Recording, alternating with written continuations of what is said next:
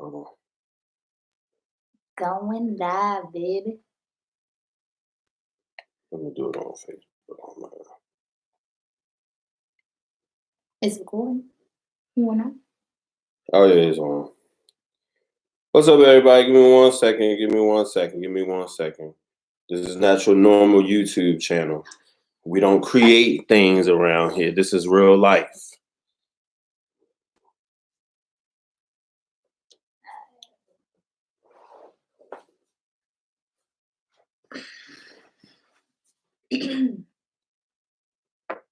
Woo! Woo!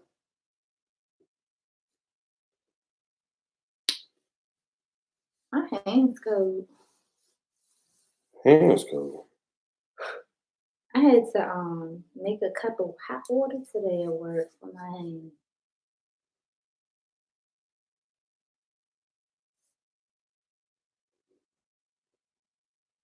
Mhm.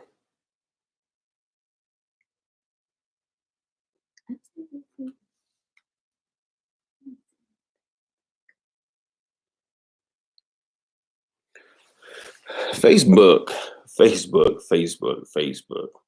Is all I can say. I can't get it to come up to the live, and I've never had this problem before.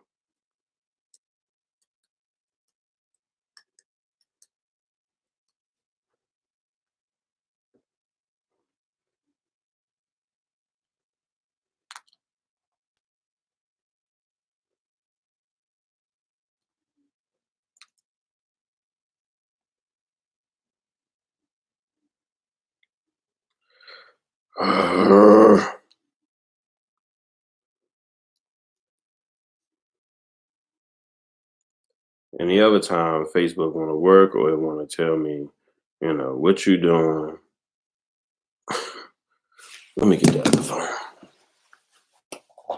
I know that one will pop up.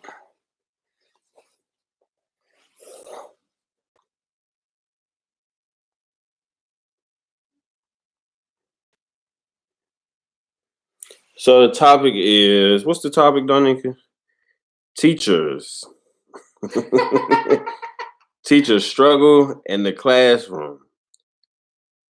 No, teachers struggle with classroom control. No. She said not her. Not at all. I'm the mean one. The me? Baby, like, all right, let's get it. In your class? Sit down. Oh, you back in the day. Hell. Can I curse? Can we say curse word? Are you grown? I'm just saying. So Miss Faison is here. We are here to talk about teachers and the struggles that they had within the classroom. And it's funny because we had this topic when we was Crafty Crab. Crafty Crab. And we were talking about, students being kind of out of control and different articles that I read, kind of time. And there was one article in January that I saw about teachers that were leaving the education system. And we had a discussion about that. And I was trying to figure out, is it really that serious that teachers have to leave? Oh, here we go. Give me 1 second. Battery going dead. This is terrible. The devil is always playing games. But we're going to get it. 1 second, y'all. I don't see it. They say they don't see it. They don't see it? Tell them to go to your page. I'm not on Facebook Live. No, on your Facebook page. I know, but I'm not on it. Oh, so click on. Go to your Facebook page. I think I sent it to mine too. Wait a minute. Let me see.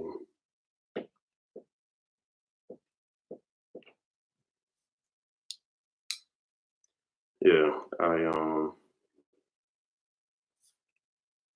go to my page and share it to your page. And when they tap on that, it'll go to the YouTube link. Okay. So we are actually on YouTube and Facebook. Facebook has been giving me the blues, so I'm kind of converting over to YouTube because now I have figured it out that I can get the YouTube to go to the Facebook, and then you can click it from there, and it will take you to the YouTube channel. So if anybody's on Facebook could see the post, please tap the post and then join us on YouTube. We're gonna have both of them up, but I want to see how many people. But I also want you to subscribe to the channel as well. That's what we're here for. We need subscribers so we can basically, make a way for teachers, for parents, for students to understand, and inside and outside the classroom. So I think as far as teachers struggling with classroom control, number one on me, I just think it's just too many kids. And what you think? I mean, it just varies within the area, because if your school is in a big neighborhood, you won't get those kids. Those kids got first And who is those kids? Those are the kids. Then you get your transfers if you at a good school and all that. So it just depends. Okay, so Donika is actually a friend of mine that went to Suitland High School with me as well. She is a fellow Ram. She was on the cheerleading squad all day. So we had basically family of sports: football, basketball, cheerleading, soccer, everything. We saw each other pretty much every day. We was with each other probably more than we knew anybody else in school, if we didn't live in the same neighborhood or conversed on different levels. But what drew you towards education and becoming a teacher? Oh, say what you said before about you not a teacher. What was it? We educators. Teaching starts at home. Educators is what you do. Say it again. With curriculum. Teaching starts at home. Yeah. And why did teaching start at home? Because the parents are the first teachers. A mother is the first teacher. When your child is in your womb, whatever you do, it impacts your child. Once that child hits the earth, whatever you do in your household, it impacts your child. So we are parents. That's it. We are the first teachers. But educators is the ones who went to school for it and educate your child in layman's terms. And what subject did you teach? When I was in Maryland, I taught math, health, and science. And I loved it. Did the students, were they receptive towards learning what you was teaching them? Okay. Let me stop when they say, oh, she got a So what you mean? No. I was very adaptive to my kids, but with Common Core and knowing, multiplication is addition. We grew up with our stern teachers. 3 times 3 has a lot of representations. Repeated addition. 3 times 3 is 9, but repeated addition is 3. 3 plus 3 plus 3 plus 3, yeah. Or addition and subtraction. But then they were like slashing out things and then getting the answer. And I was like, how is that even possible? But I thought about it. I was like, when you already know your addition, subtraction, multiplication, it probably comes easier to you when you subtract from what you already see. Because most of the time we did what? Math drills. That's how I remember learning math. That's called rote. Everything was either right or wrong. Right. So the math drills we had, it was multiplication day, it was addition day, it was division day, and don't get nothing wrong. We don't even know how we got that answer. I was, hey, this is it. I know, right? It was, yeah. And parents these days, because we wasn't taught like that, you'll get parents thinking, this new curriculum, they get real frustrated and thinking it's stupid. But it's actually helping because it's showing your child the why behind things. If they don't know something, they can use a representation to show their answer versus, 3 times 3 is 9. Well, how do you know? that, I can just draw 3 circles and put 3 circles inside, 3 groups of 3. You know, the why behind it. Right. And I always invited my parents to the classroom whenever they were confused about something, because we have to work together as a team. I built great relationships with my parents. That's good. And is how do you and your about it? Like with me, I'm a mom first and foremost. So that's how I did in the classroom. I treated my kids like they were my kids. I cared about them. So you have to build that relationship with that child, letting them know that, hey, I'm here for you when you have a bad day. You still gonna get in trouble. But we gonna talk about it right on the side after class, because what you're not gonna do is interrupt my class. And so, you know, that's how I gained relationships with all my kids. And then the parents separated from her son. The father took the son, and her daughter, which was in my class, she was coming to school quiet every day. And this is something that teachers have to observe. See your child or your student sitting alone, not playing or anything. It's something wrong with that child. Don't just think they don't want to do the work. You got to talk to those kids. So I found out that her brother was getting abused by her father. Long story short, they was going through a custody battle. The mother ended up losing the child to the father. The father took the son to Mexico. Oh, wow. Till this day, a year later, that same student came back to me at the end of the school year, cried and gave me a hug, telling me how much she appreciated me being there for her.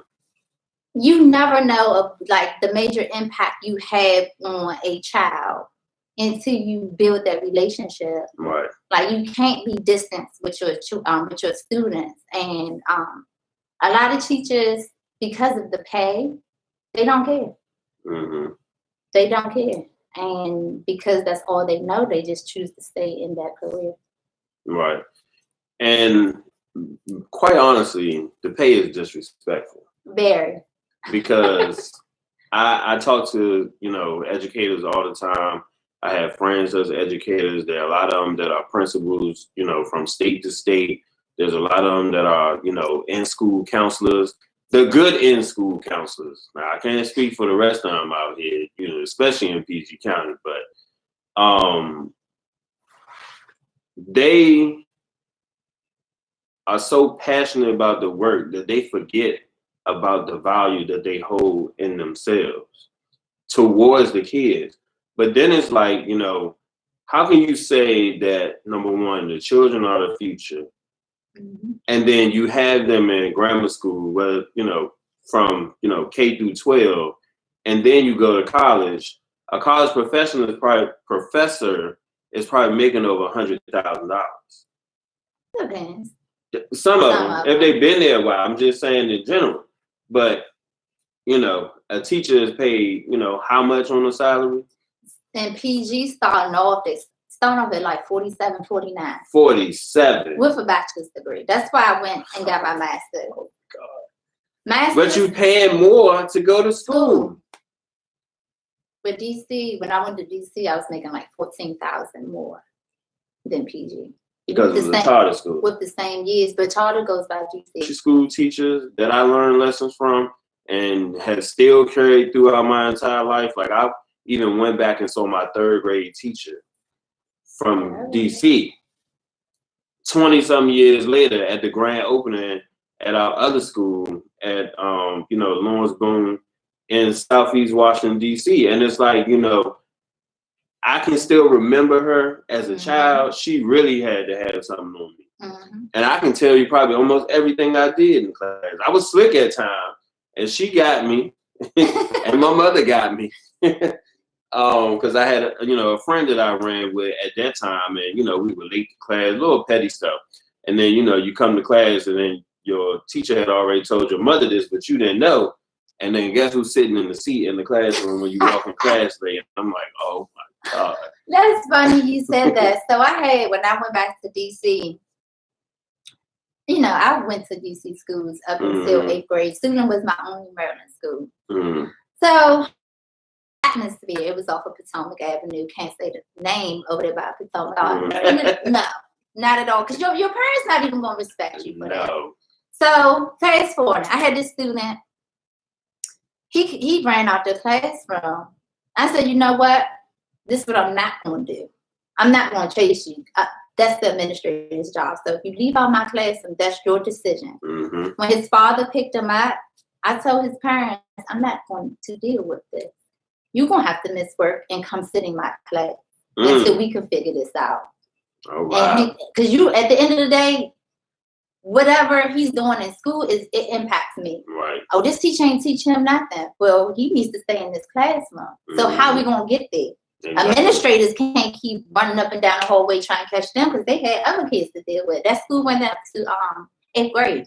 And middle schoolers. Yeah. Whew. That's when we was all. Yeah. So when I told the parent that it was his father, he was like, okay. And made his son apologize. The next day his son came in there as an angel. Ain't nobody missing work. I was like, because you get to a point where because of the pay, how much you have to do, right, and try to care for them kids, you don't want to deal with that. Mm-hmm. I don't want to deal with chasing your child. First of all, I'm out of shape. I'm not about to, and then I'm not about to leave my kids. You're not in cheerleader mode no more? Hell no. But yeah. Yeah, my what was it? Oh, matter of fact, it was Miss Lee's class. It was called Benjamin Orr at the time. Mm-hmm. And my father came to a PTA meeting. I was scared to death. I was like, oh my God. And I was small at that time, so my dad was a big guy, but you look at him as a kid, you like, dang, he like 6'4", 6'5". And you gotta look up to this. And when my father spoke, you got a dry throat. You just there, you're like, huh? Oh, okay. And I remember like no tomorrow, he went to my PTA, he went to my sister's. I don't think my sister did anything wrong, but she was in the younger grade, so they weren't really doing much. But I remember him telling me that when we left that PTA meeting, it was bad. It was real bad. Like I would never forget it. And I thought he was gonna beat me because that we got beat back in the day. Yeah. And wasn't no parent scared to beat no child at all. Everybody went upside your head. And we also got beat in school. Anybody out there that went to Benjamin Orr, you know who Miss Butler is. Yo, my friends used to stay telling me, hey, your father right there. Because I went to school with no walls. So they was like, we had no walls your father right there at the top of the stairs. Man, I was one of the cool kids with all the Jordans, man. He said, I better not have to ever come back up to this school again. Because, my dad was the sole provider. So for him to take off work, oh, no, it's the end of the earth. Yeah. Because that ain't going to happen. But he was just saying that, I'm not going to beat you, but I want you to understand this is the last time I'm going to come to the school. And I was like, okay. And the next time, he didn't come in Suitland. He's never been inside Suitland. My mother, that's a whole come back to the school ever. He didn't go. Put that fear in your heart. I was scared to death. I was like, oh no, he's not going to tear me up like that. I'm sorry.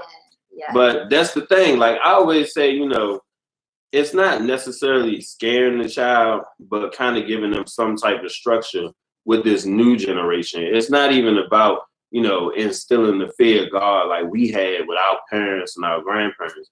It works, but to a certain extent. Right.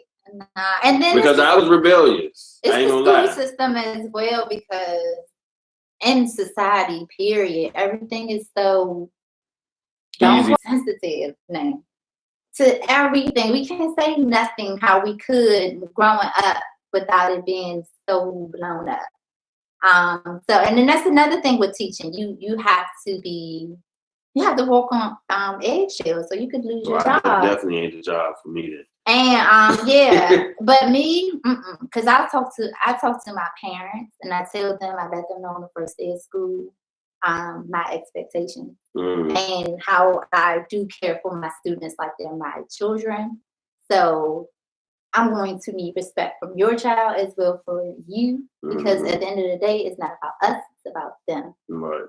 So I gained a lot of respect from my parents. Being in Southeast, I didn't have to deal with none of that disrespectfulness. None, zero from my That's parents. different because I hear a lot of stories, and even a friend, not gonna say no names, that thought they were going to the best school in the school because number one, the kids nowadays gonna tell you what. You're not my mother. You're not my father. A parent even told this child when I was doing student teaching at another school on the south side. Told her daughter, "You don't have to listen to their teacher. That's not your mother." Whoa. What? That's the person that's educating your child, so you want your daughter to be a dummy. And I was just like, this is something that I'm gonna have to deal with when I become a teacher. That's not gonna happen in my classroom. Because we're going to have to sit down, me, the parent, and the child, period. Yeah, I come from, I won't say the old school, but the old school. I still use old school. I don't whip of course I can't whip. I'm just saying, like, whip me in the shape, like, the structure and all of that. We got that from home first. It was, sit down, because you have a hard time with people saying the kids can't, they lay back. And then as a teacher, you have to be mindful of that child's household. About my classroom, if anybody has ever came in there, they know my classroom is organized. And if I miss work and that next day my class is out of shape, oh, you're going to have to hear it. Because my students know, I leave my students accountable for everything. And they know if Miss Faison not here, this classroom better be back to where it was when she came. I remember I had one teacher that did a substitute. She said in my class, I came back to my class. She did not do any other work. I left. What? Papers everywhere. So my blood is like boiling. So what did they do? Talk?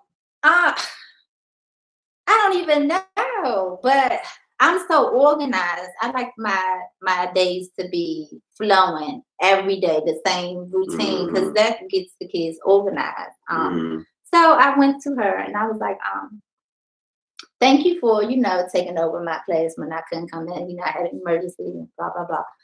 And I was like, but I noticed you didn't do none of the work I left. And she was like, well, I was a teacher. I'm a great teacher. I can't say what she was. I'm a great, and she's like, I'm a great teacher. And I was like, and I'm not. Right. I was like, I understand. Thank you so much. But before I could finish the conversation, she walked away. Oh. Like, she just So now I'm like, oh, if she know that, but you know what? I was like, you know what? That's fine. I just know, how to carry her when I see her. I'm trying to be professional as ever. So I'm just hearing rumors now. She go back and tell a whole grade level about how I came to her. And I'm like, why didn't you do what I left you? Like, that's my classroom. Those are my students. I need to keep them on track. Why are you giving them your work? So I heard through a grapevine, women talk. She's like, somebody down. But I'm like, you know what? That's fine. So I'm in the coffee room. She come talk to me. She's like, so I heard that you doing this. Like, she came to me. So I'm like, stop talking to me. Now, like, my blood is like, I'm like, right here before I get here. So she's like, sometimes like, stop talking to me, please. And then she like showing off. Then we had other teachers in there laughing. So now, like, my ego coming out. Like, oh, you don't even know. Red locker hole. Man, so she started laughing. Then, like, just kind of like nitpicking with me. And, like, I'm waiting for my papers to stop copying. And then she, like, left. Other teachers still laughing. I said, all right, I got stuff for her ass. I got my paper. I walked in that office. I said, don't you ever. Oh, wow. Everybody was like, Miss Faison, what's going on? I was like, man, she just made me like lose control. And then that night on everything, I cried because I never wanted my coworkers, character like that. Yeah, for my coworkers to see that, but she dragged me there. I'm just like, oh my God. Luckily, it was after school, so no kids was there, and since then she haven't said anything. Well, when I was working there, she didn't say us.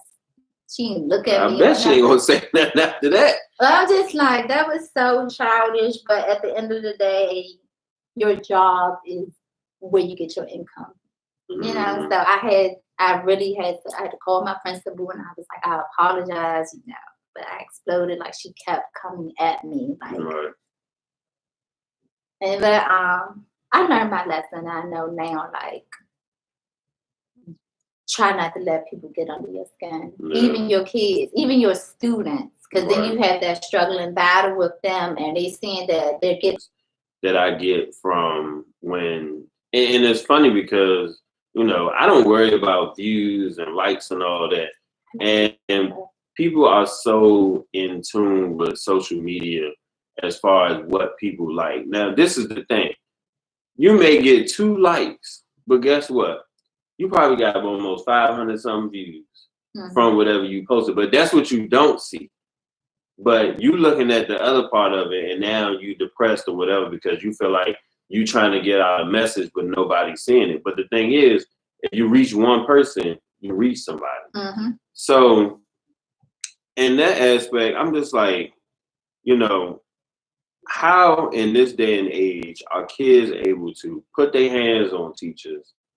We have never, Scared. We had teachers we were scared of. Put your hands on who? First of all, we had cool administrators, number one. And then we kind of looked because they was a whole different scenario of what level of respect to give that teacher. Right. And now you're going to tell me that you could just slap a teacher in the face and get away with it? I mean, the one video with a dude, he actually stole a woman in her face. I was like, if this was my grandmother, if this was my mother, if this was my aunt, that student, I don't even know what to say about that. Yeah. I know I would have been at the school. I would have been at that school because you don't put your hands on nobody in that way. Then it was a Caucasian guy who took the phone from a student, and he was all in his face and pushing him and picked up the whole papers on the thing and just slapped him in the face with the paper. I'm like, how did you even get this bold? It comes off, your first impression is your last impression. So you coming into these schools, these classrooms, depending on the demographics, or soft boys, and you know, just being extra nice because that's how you was trained. Those kids are going to get you eventually. Like, you have to set the stage the first day of school. When my kids, the first day of school, that's how I introduced myself. You have to let them know, classroom, you come to learn. Miss Faison does not play. First and foremost, your education comes first. And once you put that stern voice out there, like, they automatically like, all right, you'll issue kids. Right. But at the end of the day, majority of my kids knew I wasn't playing. Like, you come in my classroom, they're quiet, unless we playing like a game or something. Like, I wasn't always strictly in the books and stuff. Nah. It's very versatile in my classroom. But they knew the expectations. Right. And I think in a way, you know, that actually shows them how to take, like you said before, accountability of their own actions. Right. Because when they get out here into the real world or move on to the next grade, it's going to be a whole different level. And they got to know how to control themselves. Right. So there was an incident I had with a mentee that's in Florida. And what happened was, it's just the teacher. Okay, let's back up to where kids talk about the teacher don't like me. What do you get from that, or what have you experienced from that on the teacher side first before we go to actually being a student? No, we don't. You don't. Like, no. I mean, truth be told, I'm sorry. You do have your kid, your student or students that you like. But you still have to remember you send an impact on this child. You are creating their future, especially elementary. Elementary is one of the hardest grade levels to teach overall, because, you know, we are the foundation of everything. Right. Everything else gets built on. Right. So if a student say they don't like me, I still have to do my job and be professional. And if something happens to that child, you have to put on this front, like not front because I cared about my kids, but it's just like you have to put your feelings aside.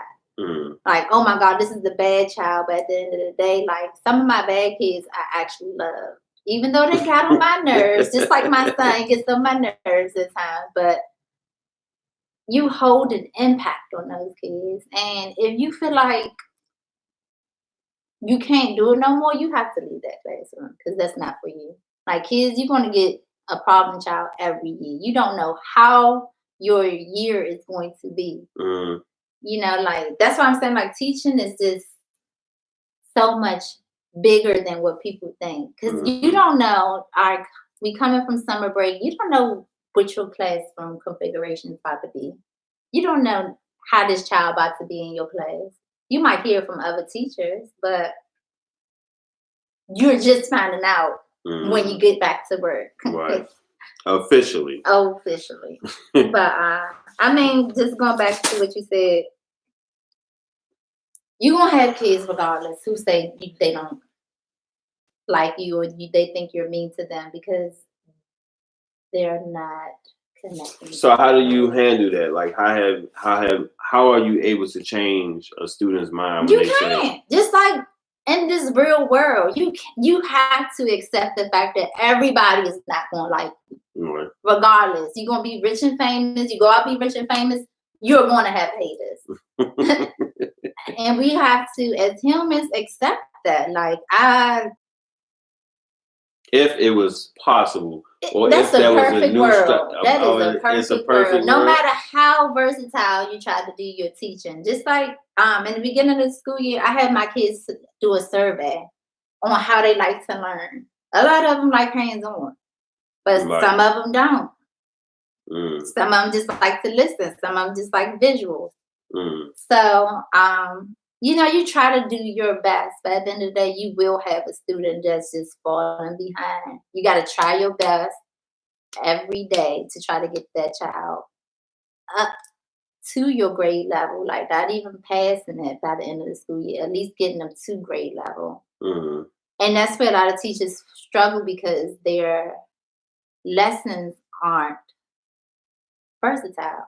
Right. In other words, to try to meet every child needs. And then if you know you have a student that's falling behind, you have to refer them to the SPED side to see if it's something, a learning disability. Yeah. So my thing is, I believe even with my own personal, walk through going through school, especially here in Maryland, it's just like I don't think that we received enough engagement when we were in school. Like the best person at Disney World, this person listening to music all day. Now what they doing? Making music, making beats. It's like, how do you bring out this type of potential in that way in order to get a balance of having them, wanting to come to school and liking school and liking the engagement that they get from the school? Because the system is old. and I tell it to everybody, the system is old. School does not work. It does not work in a sense of, number one, trying to reach each and every single child. Like you said, it's not possible, or it is probably never going to be, or it's going to be a perfect world before that happens. But I do think that they need stuff like, financial literacy, mental health, life skills. And people always say, it's not up to the school to create all of that. But I'm like, yes, it is. This is where they come for almost 8 hours a day. They're with us longer than we did. They're with you longer than they're with their parents. So it's like, if they can't learn it at school, where else are they going to be? To the other side of where everybody else has been. Right. And they've been getting it since when? Probably elementary school. And then when I tell people, oh, you should mentor from K through 12, they look at me like I'm crazy. They're like, well, you can't, teach somebody that young. Why not? What? No. So they don't have They don't have the cognitive ability or the critical thinking skills that you think at such a young age, but they can see from the womb. That's what I'm saying. But how can you say that a person is too young to be mentored? So you're gonna wait till they're 15 when they already set in their mind and then say, "Oh, well, I don't gotta do that." Yeah. And now it's, "Oh, I have a problem with my child. Oh, this is just the way he is." No, it's not. It's BS. And I call parents out on it all the time because I tell them, I say, "I'm not here to play games. Mm-hmm. I don't sugarcoat nothing. I'm not gonna sit up here and toy with you and try to beat around the bush and saying this is why he's failing this class because maybe he need a little help. No, he need to get his shit together. He need to strap down, get in them books. He need to put them daggone headphones while he class or AirPods, whatever the case may be. And one thing about it is they do everything on their phone. Half of them can't even spell. You know one thing? They don't even learn cursive. That's the number one problem. So how you going to sign the signature? You don't even know how to write. And it's funny because I just had that conversation with a friend, and he told me that he got his nephew to sign a check from when they got finished eating at a restaurant, and he was trying to print, and he was like, he don't know cursive. An adult. Yeah, this is what society. That is a basic life skill. My mother used to have cursive books. I hated doing cursive. You gotta trace them. But I had to trace every single day. Every day. I would never forget that. But then when you recognize people say, "Oh, you have nice penmanship," and you're like, "Oh, do I?" And then you get to write. Right. And that's it. And then you start looking at your handwriting like, "Oh, that's nice." And I'm like, why would you not be teaching cursive? How you gonna sign a check for a business to cash over the check to you if it's a business for you, or to cash a check somebody gave you, or something simple as signing a restaurant receipt? How? Society is changing. That's why I had to get out the classroom. You do so much, and then they cater to these kids. What about us? Right. Like my job, they like, "Oh, y'all get some." But in summer, you have teachers still looking for a job. Exactly. Because of the pay. I wanted to cry when I found out my teacher was working. Code nothing. When I was in PG, my take-home checks, but it just was so much. And I only had Saturday off. My whole Sunday's supposed to be chill day, watch laundry, probably go out. That's 50 plus kids that I had to grade papers. And then you have to be able to read their handwriting. And they can't write cursive. No work Saturday. And you had to make yourself do that. And some people be like, "Well, why you bring work home?" I don't want to stay in this school until. And I even had this argument before with a friend, and I even wrote it in my ebook that, think about it. It's like you have to be to work by a certain time, but what is it you're doing before you get to work? Some people got to wake up at 4 or 5 a.m. to get ready, get the kids ready, get the kids to school, then get to work by 7:30, 8 o'clock. Sometimes you end up being late. And then guess what? You end up trying to, they try to write you up, whatever the case may be. But it's so many other career fields. Like with me, I work in private sector. That will be, what time does Aaron have to be to school? If he has to be to school at 9 o'clock, then that's giving you the flexibility, telling you, "Hey, we're not trying to drag you. Your parents work so hard and they don't have time to spend with you." So it's like, how do you blame the parent solely for not? And I don't have no kids. I've been in that situation with my mentees and their parents. You set up an appointment with the school, but then it's like, "Oh, they on the way." So then you have to be there. You have to wait on them. That was about almost 30 minutes. And "Oh, I really have to get to my next class, so we can go over to give you the extra credit. Did you have your journal?" What? Is this a meeting or is this a speed dating or something? Right. I'm just saying, it's like, it's ludicrous. It's like, how do you expect for them to understand what you want from them? And then on the parent level, you telling them to come in during the daytime when they probably have a job that they can't really leave. Right. I mean, then you have to accommodate. Sometimes we had to stay late. And you ain't getting paid for that. No. I wish I would stay late. I won't get paid. Nope. It's called family engagement.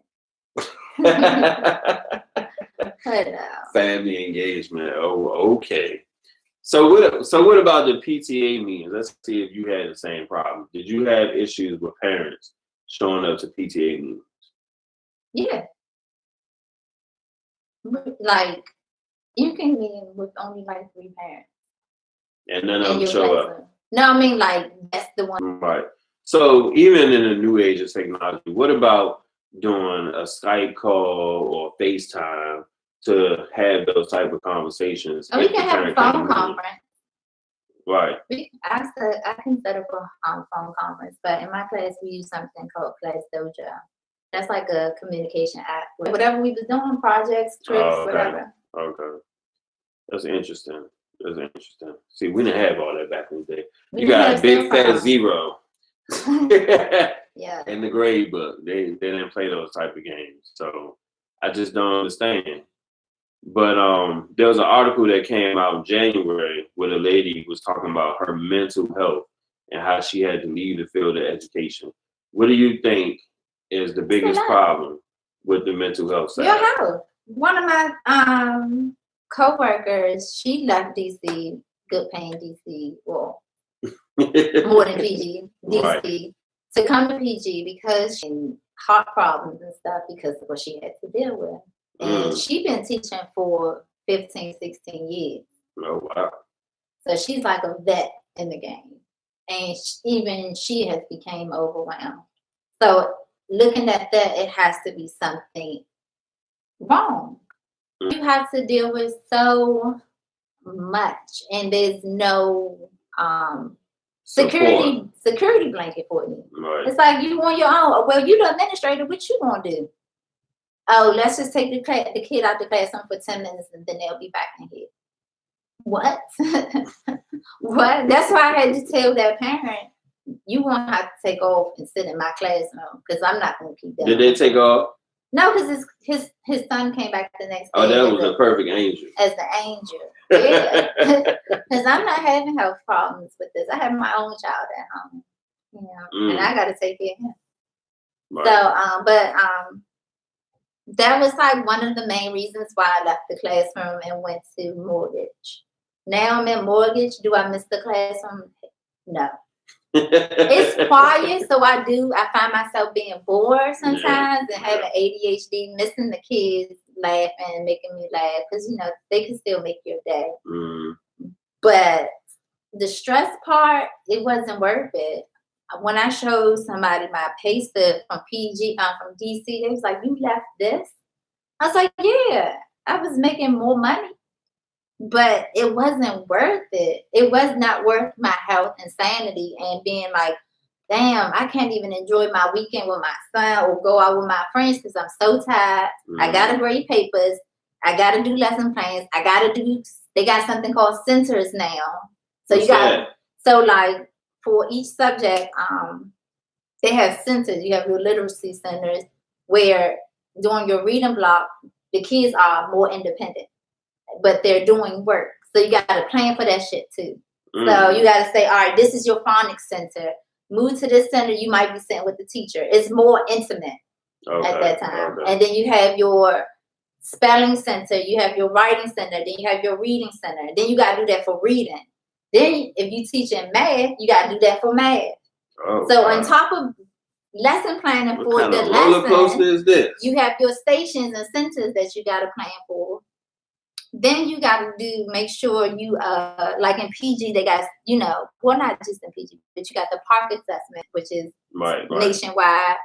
You got to prepare your kids for that. And the PG, they want you to pick out up to 15 kids or more, and get those kids on a high ranking of the test. So now you got to look at data and trying to get those kids, like, all right, they took a pre-test, and try to get them up to standards. And it's like, well, 4s and 5s is high in part. So you guys try to get those kids up to those scores. So you got to plan for that. Like, oh, when you want to be with those kids. And you got to monitor that every week. Yeah. Up until that test day. And testing is usually end of the school year type, like April, May area. So in that time, you got to plan for the regular day, your stations, your assessment, your individual group assessment. You got to get the kids up to meet them standards. Then you got to contact parents. Got to make sure your grades in. Got to make sure your lesson plans in. Got to prepare for observation. We need the big sticky note and the easel to write all that down. Yeah, I mean, that's a lot. Yeah, and then like in PG, your observation, your lesson plans is like 8 pages long, repeating itself. So it was just a lot, and I got to the point where I did not like teaching anymore, and because I'm a educator, I did not want that reflecting on my students, so I left early in the school year. And I got into the mortgage. And now I'm all about selling houses. Well, not just selling houses, right. Selling loan applications and stuff. And that's where the money is. Guidance and level of respect, number one, because you just can't just be in class wilding for no reason and disrespecting the teacher, especially when this is someone who went to school, who's trying to educate you on doing the right thing, and you steady trying to do the wrong thing, and you already know right from wrong. But then you got social media and media, period. That's teaching true. Our kids. I don't think we was into phones as much as they We didn't have phones. We didn't get phones till high school. Till high school, yes. Till high school. We had Black Planet. Right. We had everything that was virtually online on the computer. Dollar. Yes. AOL. Look, we telling age now. AOL. How does that used to go? Man, that used to oh my God. I'd be like, if this thing don't connect, it's gonna be a you got mail or something. Man. Somebody still had an AOL account. I still have an AOL account. And over to the mortgage side, I get incentives and compensation for what I do now. So if I'm selling a $400,000 house, I'm getting some of that money on top of, you know. And then sometimes I don't have to come to work. I can work remotely. Right. Once I but that's where the future is going anyway. Watch what I tell you. Yeah, because there's already been studies done that people are much more effective when they work from home. And to me, that's true. But I wouldn't say 100%. I would say maybe a few days a week, like 2 or 3 days a week. Right. Yes, because you feel like you don't have as much stress. You don't feel like you have to get in the car and get through traffic just to get to work. You could already make that phone call that you need to make. Like me, when I'm home, I can do a few phone calls in an hour. Do you think a lot of work be done? A lot of work. If you allow people to work from home. Oh yes. Everybody. I'm not gonna say everybody because you have to have discipline because it's not easy to work from home, especially when you work on a team and you have certain things that's due. That's just like studying. And deadlines, yeah. If you study, yeah, you got to do it. You got to be disciplined. But yes, I don't know if it was it Google? Somebody, I think no, it was Microsoft. They did a 4-day work week from home and found that their productivity and all of that went up, skyrocketed. Wow. Because the thing about it is, if I can work from home remotely, let's say, for example, if you had Thursday and Friday remote at home. Exactly. You would have time with what? You would have time with Aaron. Back to the house, start doing work in your pajamas. If you wanted to go on a vacation, short trip, weekend trips, come on now. All y'all done done it before, even me. You can go and work remote from wherever you at on Thursday and Friday. Saturday, Sunday, you do what you want to do. But remote, as far as working from home, is about to become a big thing. And also, teachers are probably going to be working remote sometimes too. They have a campus online. in DC, one of Friendships campuses. They are homeschool. Well, homeschool. They're homeschool, but the teachers are online. Yeah, it's eventually going to get those there. parents that are staying home with them. Who wants to stay home with them? Well, that's true too. Because you that's true and too. the work gonna get done right. Right. I don't know. I just think society now is dumbing our kids down. They're becoming very lazy. Yeah. And it's messing with their social engagement, because even with the students that I hire from college, I won't say they're weird, because they're very smart, they're very bright. They do things quick. They know technology like the back of their hand. They could code, write, whatever. But putting them on a team and having them work with people, it's like, I literally had a dude at work that I had hired. I was going to the bathroom on a different floor, on the floor that he worked on, because I work on the floor above him. And the bathroom upstairs was closed, and I had just came off the elevator to go to the bathroom. He was going to the bathroom when I was walking towards the bathroom. He jetted back to the office door on his floor. And you could tell the vibe was like, oh, somebody going in there too. I can't go in. I was like, yeah, it was weird. But it's just the social engagement. There's public speaking skills. They lack social interaction, because they can't communicate, because they're not used to it. All they're used to doing is texting or tweeting. That's it. They don't need to speak. So and there's artificial intelligence. That's another thing, but that's a whole nother subject. And I try to talk to them and motivate them, because it's like, even this past January when I was at Penn State, I was like, talking to the students and helping with their resumes before the career fair. And I'm sitting across from them, and I'm like, and they telling me their name. I said, "What's your name? What's your name?" And then they started to speak up, because it's like, I don't know you from a can of paint, and it's like, you sitting across from me, you basically selling yourself to me if you think you're trying to get an internship or a full-time job when you graduate. I don't need to know. I'm Philip. Right. I need to know, I'm Philip James. I'm in the engineering department. I'm a computer science major, class of 2020. I'm looking for an internship or a full-time job upon graduation. It is not no, I'm Philip. I have skills in coding, and I took the C+ class, but I don't really know this, and I don't. No. All wrong.